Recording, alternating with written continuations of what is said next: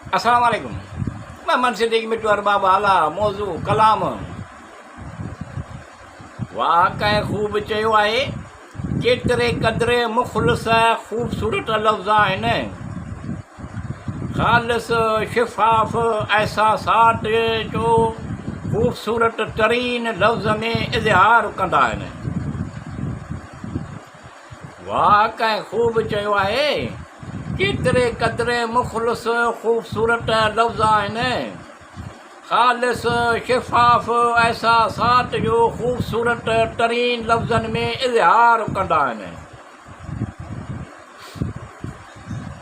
ख़ूबसूरत लफ़्ज़ केतिरा बि हुजनि पर इंसानी तर्जुमानी करण खां क़ासिर आहिनि।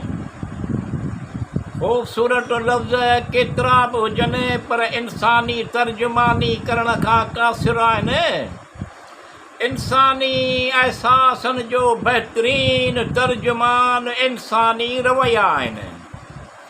वाक़ई ख़ूब चयो आहे। केतिरे क़दुरु मुख़लिस ख़ूबसूरत लफ़्ज़ आहिनि। ख़ालिस शिफ़ाफ़ एहसासात जो ख़ूबसूरत तरीन लफ़्ज़नि में इज़हार कंदा आहिनि। मिठड़ी ज़बान सां सुठा लफ़्ज़ ख़ूबसूरत रवैयनि सां।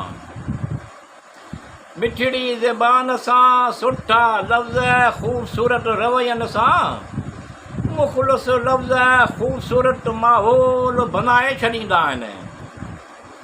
वाक़ई ख़ूब चयो आहे। केतिरे क़दुरु मुख़लिस ख़ूबसूरत लफ़्ज़ आहिनि। ख़ालिस शिफ़ाफ़ एहसासात जो ख़ूबसूरत तरीन लफ़्ज़नि में इज़हार कंदा आहिनि। पसंदि पंहिंजी पंहिंजी ख़्याल पंहिंजा पंहिंजा। पसंदि पंहिंजी पंहिंजी ख़्याल पंहिंजा पंहिंजा। तूं ख़ासि आहीं। ख़्याल ऐं लफ़्ज़ मुक़ररु हद ताईं ख़ूबसूरत हूंदा आहिनि। वाक़ई ख़ूब चयो आहे। केतिरे क़दुरु मुख़लिस ख़ूबसूरत लफ़्ज़ आहिनि।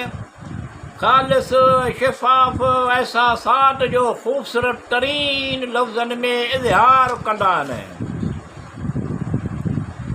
लफ़्ज़ अहिड़ा जो उन जे सीने में उन जे प्यारनि जे सीननि में गुलाब जा बाग़ फुटनि। लफ़्ज़ अहिड़ा जो उन जे सीने में उन जे प्यार जे सीने में गुलाब जा बाग़ फुटनि। उन जो ख़ालिस मख़सूस पाकीज़ा नेक तरीन लफ़्ज़ आहिनि। वाक़ई ख़ूब चयो आहे। केतिरे क़दुरु मुख़लिस ख़ूबसूरत लफ़्ज़ आहिनि। ख़ालिस शिफ़ाफ़ एहसासात जो ख़ूबसूरत तरीन लफ़्ज़नि में इज़हार कंदा आहिनि।